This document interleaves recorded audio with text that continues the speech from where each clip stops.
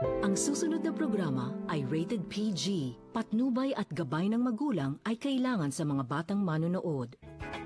Face to Face is brought to you by Ever Bilena, Beauty in You.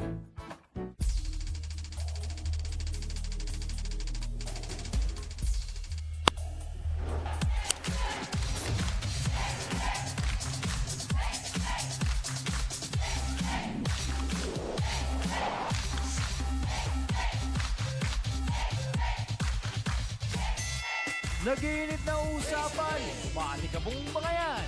Diskusyon na may resolusyon. Sa kauna-unang talakserye sa telebisyon. Face-to-face na with pambansang kapitana, Miss Ami Perez. Sigurado akong ready na ang mga sausawero at sausawera. Kaya naman, handa na ba kayo sa talakan? Saan ba kayo? Sa pula o sa puti? Esa O'Brien, ready na rin ba? Go na ang mga kapatid ko dito. Hands kayo. Ay, game na rin siya. Kaya, eto na! Sausawa na! Saan ba tayo? Ay! Face to face na! Gusto mo bang makisang sautara ng kaibigan? Baka yan ay solusyonan. Face to face. Sinong sisimangot? Face to face. Sinong ngingiti? Face to face. Ang mga problema? Face to face. Pag may talikuran, harapin mo face to face. Good afternoon mga kapatid! Face-to-face time na, syempre pa, at oras na naman para sa isang malakas at energetic na wow! Wow talaga at sigurado akong yan din ang feeling ni Zai Noblesa Mendoza habang ginagawa niya ang comment niya. Ang sabi niya, "Hi Chang Ami, kamusta? Dito ako ngayon sa Cyprus at pagsapit ng 1:30 p.m. dito, binubuksan ko na ang laptop ko para makapanood ng face-to-face. Dati 11 a.m. ang start nyo, ngayon 4:30 p.m. na. Gustong-gusto ko ang show mo na ito nung nasa Pinas pa ako.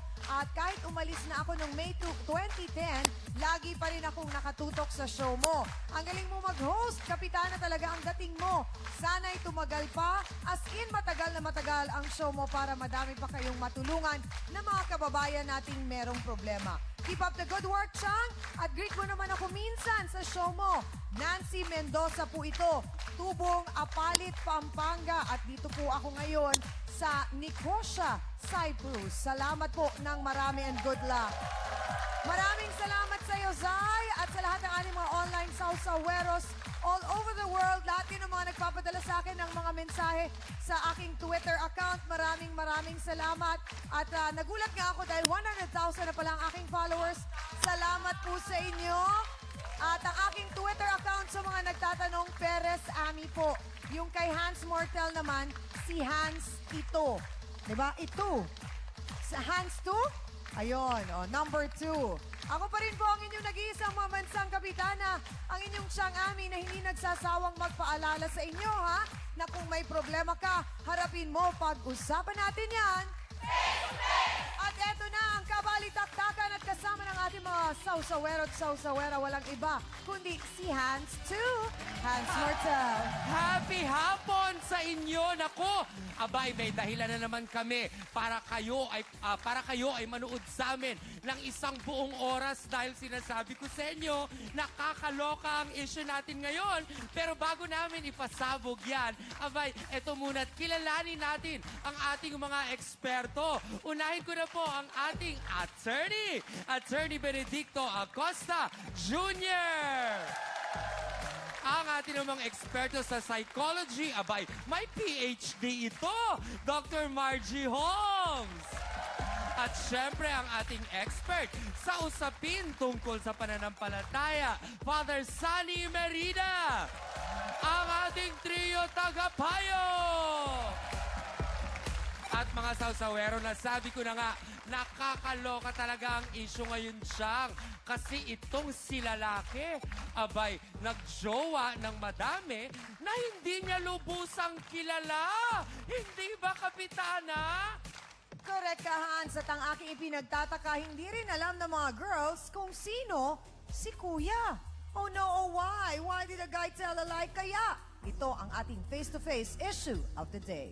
Kapag magkapatid, natural lang na nagdadamayan. Pero dapat ba na ang kapalaran nila iisa? Bigla siya nagtago, parang bula, hindi ko na siya nakita. Bigla po kasi siyang naglaho pagkatapos ng mga may nangyari sa amin. Baka naturo lang ako kasi inuman, ganyan, happenings, kung sino-sino na minsan lang kapartner. Mga klaseng kagaya mo, dapat bibigyan ng leksyon. Gaganti ako, sinira mo buhay ko, sisirain ko rin buhay mo. Mag-ate, parehong tinakbuhan. Bakit naman? Tara na at ng ating malaman. I-face-to-face na yan. Eto na ang nakakaloka mga ka-face-to-face. Matapos daw siyang paibigin at buntisin, bigla na lang naglahong parang bula ang lalaking kanyang inibig. Pinagtaguan na raw siya at mukhang wala nang planong magpakita pa sa kanya. Ano ba ang love story mo naman? Alamin natin mula kay Jemary Macarubo. Pasok!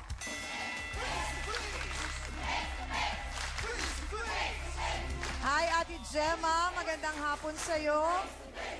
Welcome sa Face to Face. Pakikwento nga sa amin ang iyong love story. Sino ba itong nagpaibig sa'yo? Christopher Dumanais po. Si Christopher. Saan mo nakilala si Christopher? Po sa parang. Okay. Nung nakilala mo siya, anong una mong nagustuhan sa kanya? Pag kinausap ka po niya, parang may dating po siya sa akin. May dating. Anong Malakas dating? po yung apil niya, gano'n. Malakas ang appeal. Okay. So anong nagustuhan mo sa mukha niya? Bibig ba? Mata? Maano po Ilong? kasi, maboka, tapos malakwento. Yung parang Ama. pagka nagkwentuhan ko po niya, parang mahuhulog po yung loob ko sa Oo, kanya. ma-at home ka kagad pag nagkwento. Nagligawan kayong gaano katagal? Hindi naman po, basta nakalala po niya kasi ako sa mga barkada-barkada po. Okay. Tampay po ako sa parang. So, niyaya po niya ako sa bahay nila na... Nung panahon na yun na nakilala mo siya, wala ka namang boyfriend, wala kang ibang karelasyon. Wala naman po. Basta nakilala niya lang Single po. ka lang din. Nakilala lang niya Oo. po ako, mga tambay-tambay lang kasama ko po. Tambay. Mga Oh. barkada. Tapos, Dinala po niya ako sa bahay nila. saan ka dinala? Sa bahay po nila. Oh, bakit ka naman sumama ka agad? Yun nga po. Wala lang.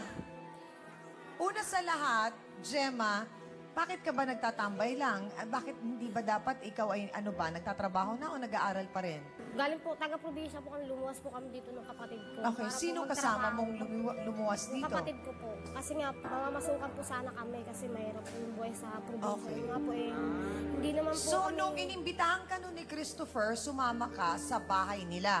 So, alam mo na kung saan siya nakatira. Kilala mo rin yung mga magulang niya. Wala po siyang magulang dito. Ano po niya, tsahin. So, magkatapos nun, oras lang, kayo na? Parang gano'n na rin po. Agad-agad? Hindi ka man lang nagpakipot? O dahil baka kasi naghahanap ka ng matitirhan, kaya nakitira ka doon, hindi kaya? Kasi po, yun nga po, Parang ganon. Kasi napapatulog lang po ako minsan sa mga bahay po ng mga barkada ko. Oh, so ang nangyari nun, Gemma, sumama ka sa bahay, tumira ka doon, naging malinaw ba na kayo na? Wala po, basta parang dinalal niya lang po ako sa bahay nila. Hindi, di ba ang tanong ko, Gemma, nung dinala ka ba doon sa bahay, malinaw sa'yo na magkarelasyon kayo o mag-boyfriend na kayo? So, ibig sabihin, may anniversary kayo. Hindi ko po alam, hindi ko... Hindi mo rin alam. Hindi ka man lang niya niligawan. Parang ibinigay mo na, dinonate mo ang sarili mo. So, may naging something. Ang tanong ko, mahal mo ba siya? Mahal mo siya? Okay. So, diretsa ang tanong, kailan ka nabuntis? Yun po, June. Ng anong taon? 8 po. 2008. Nanganak ka? Hindi, ano po, 2009 po ako nangatas, June 8 po, nagkakilala po kami nila. Dahil nga po, Okay. naipagsapalaran po kami. So, nung papunta dito. nabuntis ka, sinabi mo ba sa kanya? Oo po, sabi niya, hayaan ko lang daw po, baka delay lang daw po ako. Tapos Okay. yun, nasundan pa po ng mga ilang beses. Tapos yun nga po, bigla po lumobo yung tiyan ko. Tapos may naging something pa kayo after nun. Opo. Nagsasabihan ba kayo ng I love you? Malinaw ba sa kanya na mag-boyfriend-girlfriend Wala kayo? po ako narinig sa kanya. Alam ba nung tiya ni Christopher na nabuntis ka? Opo, alam po nun. Anong sabi? Hindi po, sabi po nun yung tsahin niya. Konsentidor po kasi yung tsahin nun eh. Paano naging konsentidor? Pinapabayaan niya lang po nung tsahin niya kung may inuuwing babae yung ano niya eh, yung pamangkin niya. So, ang sinasabi mo, Gemma, bukod sa'yo, may iba pa. Oo po, meron pa pong iba. Marami po, alam ko po, marami po siyang inuuwing mga babae dun eh. At Alam yung po yun- alam po tsahin, yun ng tsahin niya. kinukonsinte. Opo. Paano? Wala lang. Dead ma lang siya. Pinapabayaan niya lang po na pumasok doon yung Okay, nung labas-pasok nanganak ng ka, mga babae. dumating ba si Christopher? Wala po, pinauwi ko na po yung anak ko sa probinsya. Pinadala ko po doon sa kamag-anak. Saan nagpunta si Christopher? Nagtago po sa muwi po na province nila sa Bicol po. Diretsahang tanong, Gemma, gaano katotoo na sinugod mo yung tsahin ni Christopher? Yun po, na pinagtatakpan niya po yung ano niya. Na hindi naman daw niya alam dahil nakilala daw po ako ni Christopher sa mga tambay-tambay lang daw po. Mga kapatid, sinugod nga raw ni Gemma si Christopher sa bahay ng tita nito at wala na nga roon si Christopher at ang nakaharap niya ay ang tita ng lalaki. Narito po si Gina et Kilia. Pasok!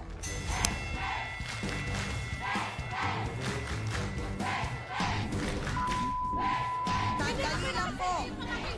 Sandali lang po. Upo muna tayo. Nilulugar ko lang yun. Dahil yun Paano ay po kasama. sinasabi ninyo, May kinakasama nilulugar yun. nyo lang? Mas matino pa kasi Aling sa'yo. Gina, diretsahang tanong, bakit po kailangan ninyong itago itong si Christopher? Hindi ko po ma'am tinatago yan. Kaya lang po, nilulugar ko lang po kasi yung pamangkin ko po talaga may kinakasama na po. Na Sabi may ano- po, ang anak po, ang pamangkin po ninyo ang nawala. umuwi lang po yun. Dumating din po. Umuwi kung kailan may nabuntis siya? Hindi ko lang po alam kung... Pero alam po ninyo, nabuntis Opo. si Gemma. Hindi ko po alam na nabuntis siya kasi matagal pong panahon bago siya sumulpot po. Yung pamangkin ko po, may kinakasama po. Pero Ate Gina, diretsahang tanong, hindi po ba lumalabas na kinukonsinti ninyo si Christopher sa ginagawa niya?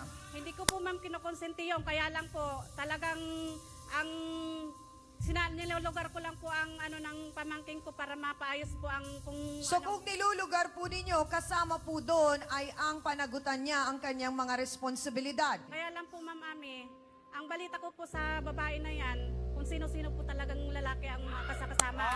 Kaya po, hindi ko po alam Parang kung sandali lang, Ate Gina, kung may responsibilidad si Christopher, dapat harapin niya yon at huwag niyang takbuhan. Tignan nga natin kung talagang itinatago ni Ate Gina ang kanyang pamangkin si Christopher at kung nakipagsabwatan siya sa pagtakbo ng kanyang pamangkin sa responsibilidad nito.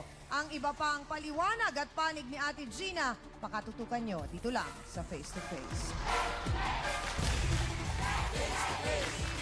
Nakakailan po bang girlfriend na si Christopher sa pagkakaalam ninyo? po, ang pagkakakilala ko talaga dyan sa pamangkin ko po, talagang playboy po talaga yun ma'am. Nako!